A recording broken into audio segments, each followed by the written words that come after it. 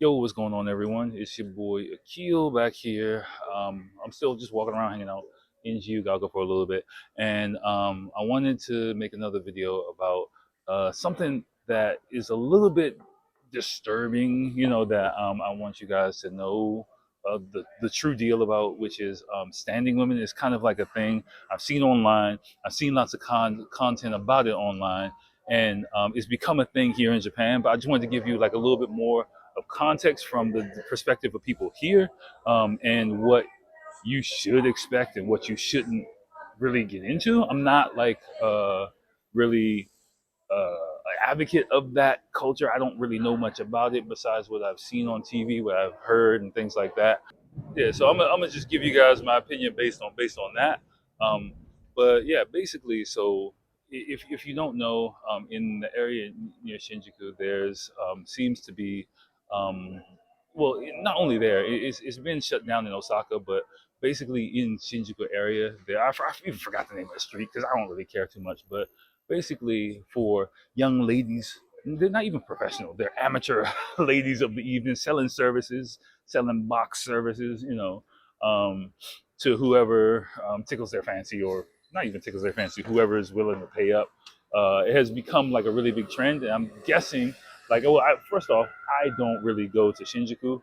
It's not my cup of tea, to be honest with you, and and and so that's one thing. But it does seem like young women there, like if you're not up and up on the different types of Japanese women, young women go there, stand around on the corner, and wait, and then someone goes up to them, talks to them, they negotiate price, and they go to a nearby love hotel and provide whatever XYZ services are agreed to. Now, that is illegal in Japan, and a lot of those girls are young, have problems crossing the train tracks here. Where's the Toyoko line? The Toyoko line is like right down there. Yeah. So a lot of them do have issues that they're dealing with and reasons why they are doing that. The reasons that I've heard from Japanese people, it's one, yeah, they're not really. I say that school smart, can't get a job, lack of motivation to get a job, and doing that just to not make ends meet, but actually, I've heard because, like, let's say for example, they have for entertainment, to how do I explain this, to meet their entertainment needs, if you will. So let's say they have like a group or an artist or something that they really want to support. They want to buy their idol goods and do all that stuff. They sell those services, a host or a host club that they want to go to. They sell those services to get the money to buy whatever entertainment goods and services and XYZ and whatnot they want to. And that seems to be the main reason. It's not to like pay the bills, it's not to like eat food, it's like clothes and concerts and host clubs and stuff like that. Seems to be the main reason for why they're doing a lot of this. Now, of course, I'm sure that's a generalization. I'm sure the issue is a lot more nuanced than that. But it does seem like a lot of them are young, are not naive, but not really the smartest tools in the toolbox, and not, the cleanest tools in the toolbox.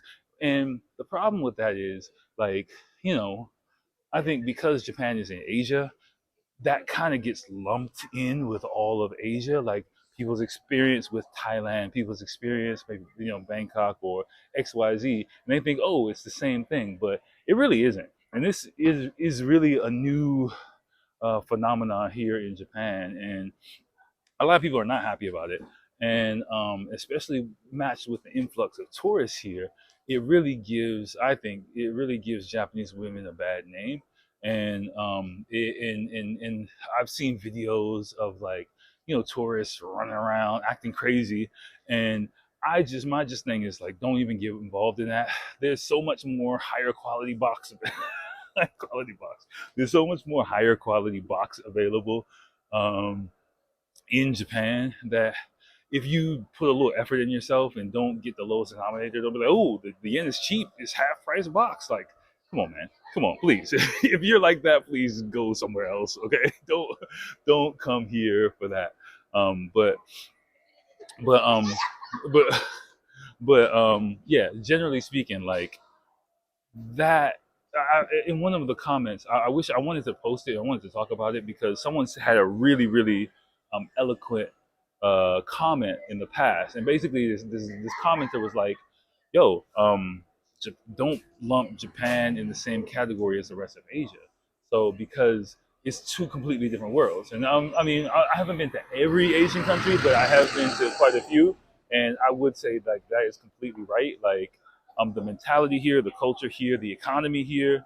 You know, I think people have. I'm going to do a video about it. That people's image is kind of like I think, and I had to deal with it too. Kind of a layover from World War II, and the thought was is like oh, America's number one and Japan's at the bottom, and just because you're, for example, from the West or Western country, everyone's gonna flock to you and be all on your nutsack and all that kind of stuff. Them days are quite over. I think. Like, of course, I mean, of course now, Korea's the new wave. South Korea's the new wave. K-pop is the thing. But that, in general, the economy here is advanced enough where young Japanese people don't need to do that anymore. I think that's like 40, 50 years ago, right? Um, so generally speaking, like you're just because you come here, you're not the man. Automatically. I think I've said that before, and I'm gonna say it again. You're not. And those kind of like low common denominator type things, there's a really big gap in what you're getting between like if you have the skill, the effort, the personality to actually interact with women here, not only in a bar or a club or something. And of course, please not on the street. Again, you can see here like I'm in like a pretty nice area. Jiugaoka is on its way to Shibuya on the Toyoko line. It's like a nice chill area, kind of upscale residential area in central Tokyo, just outside of the Yamanote line. Is kind of on my way to work, and yeah, there's none of that stuff that you might that you might uh, have a preconceived notion of. So that's only in that area, and in Tokyo, it's really infamous here, and just like the Toyoko kids in Shinjuku as well, like it's not typical of what you'll get like in most areas in this city. And I recommend that you don't come here with those type of expectations or even go looking for that. If you are coming here to look for that, this might be the wrong channel for you. There's a bunch of other like shock value type stuff. Oh wow, they're tearing down the Shotengai. Oh my god.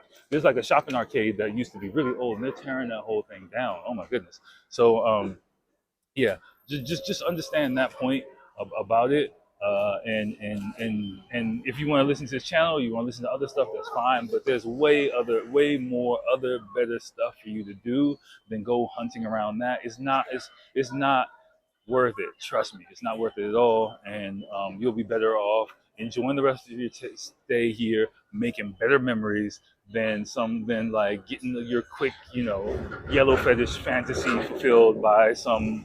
I mean, I'm not gonna bash them. Okay, I'm kind of bashing them, but you'll be better off without it. Just trust me.